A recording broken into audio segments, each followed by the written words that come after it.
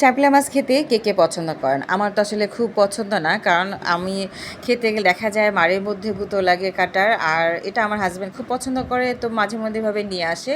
তো আমি পছন্দ না করলেও তার জন্য খুব সুন্দর করে রান্না করে দেই। এই যে মাছটা ভেজে নিয়েছি, এবার ওই হাঁড়িতেই পরিমাণ মতো তেল দিয়ে দিলাম বেশ খানিকটা পেঁয়াজ কুচি।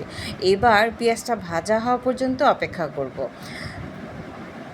পেঁয়াজটা ভাজা হয়ে এসেছে প্রায়, এর মধ্যে দিয়ে দেব একে একে বাকি মশলাগুলো। তো এখানে আমি লবণ দিয়ে দিয়েছি, এরপর দিব মরিচের গুঁড়ো 2 চা চামচ।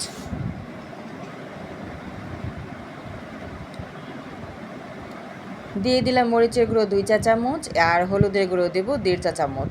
অবশ্যই এটা কে কীভাবে খাবেন, কতটুকু ঝাল খাবেন সেই অনুযায়ী দিতে হবে। আমি তো আসলে ঝাল খেতে পছন্দ করি, যেহেতু আসলে এটা ছোট মাছ, আর ছোটো মাছ একটু ঝাল হলে ভালো লাগে। তবে হ্যাঁ, এক একজনের রুচি এক এক রকম, সেটা আসলে বলা যায় না কে কীভাবে খাবেন। আর এখানে আমি কোনো আদা রসুন দিব না, শুধু হলুদ মরিচ লবণ দিয়ে মশলাটা কষিয়ে নেব। এর মধ্যে দিয়ে দেব কুটে রাখা সবজিগুলো। তবে অনেক সময় আমি হাতে মাখিয়ে তার মধ্যে ভেজে রাখা মাছটা দিয়ে দিই, তবে আজ আর ওভাবে করব না।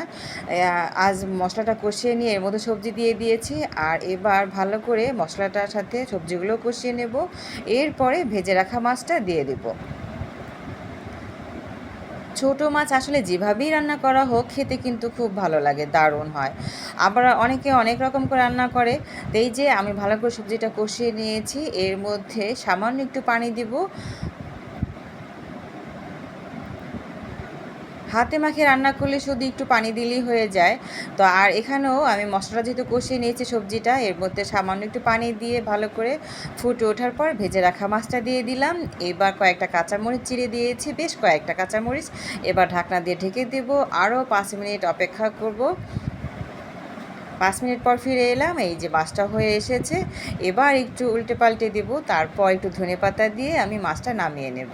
তো হয়ে গেল আমার চাপলা মাছের চচ্চড়ি। ভালো থাকবেন সবাই, আল্লাহ হাফেজ।